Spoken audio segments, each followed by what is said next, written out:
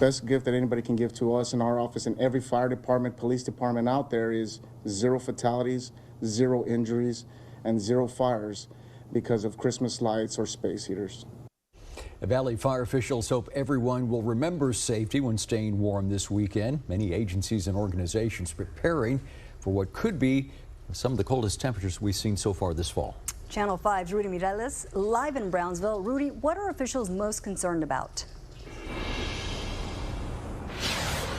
Well, Dina, it's the same thing that they were concerned about during the winter freeze back in February. When anytime a cold snap comes in, it's about 2 things: keeping people warm, but more importantly, keeping people alive. And that is so critical right now during the holiday season. As you can see here in downtown Brownsville, a perfect example: Christmas lights, Christmas trees, Christmas decorations. And it's not just here, it's in every home across the valley. And that's why, as that cold front comes in this weekend, officials are asking people to prepare safely. With a week until Christmas, shelters across the valley have seen an increase in food donations. We want to help people our whole lives, so this is just something that we can do.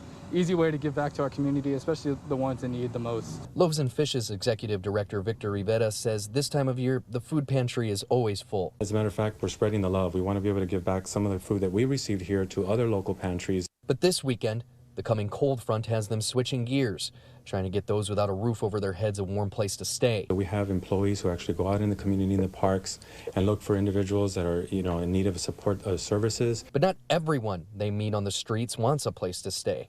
That's where another type of donation comes into play. This is what is desperately needed: blankets. These are the things that they are going to need to give out to people to prevent them from getting desperate and doing things like bringing outdoor flammable equipment inside to stay warm.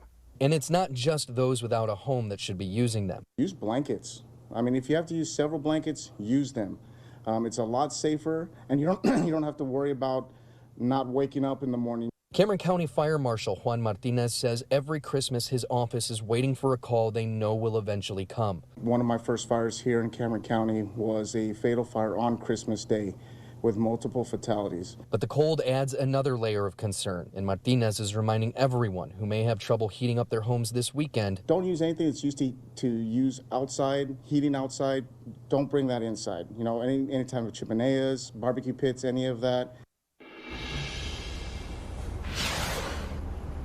Now, Martinez says if you do end up using something like a space heater to warm up your home, keep in mind a few tips. One, don't plug them in where you got all the Christmas lights, stuff like that already plugged in. That's already a dangerous situation, and you're just compounding that by adding something like a space heater. And also, don't put a space heater next to your bed. Stay away from it overnight. You don't want to catch yourself on fire in the middle of the night in your sleep. And he also says if you do use something like that indoors, make sure that you have things like a carbon monoxide detector, a fire detector, and more importantly, and this one is free, so write this down, have a plan. It's free. It costs nothing to have a plan with your family, with your workspace. There's already a lot of chaos if a building is on fire. You don't need to add to that. Looking for someone, not knowing where they are, turns out they're safe all along on the other side of the building, and now you've just put yourself in danger. Now, as far as shelters go, we will have a full list of shelters that will be open this weekend on our website, KRGV.com, after the newscast. If you run a shelter and you don't see your name on there, give us a shout, news@KRGV.com. That's our email address. You can let us know what time you're going to be open, what days you're going to be open, things like that, so we can help people find a warm and safe place to stay this weekend. Live in downtown Brownsville, Rudy Mireles, Channel 5 News at 6.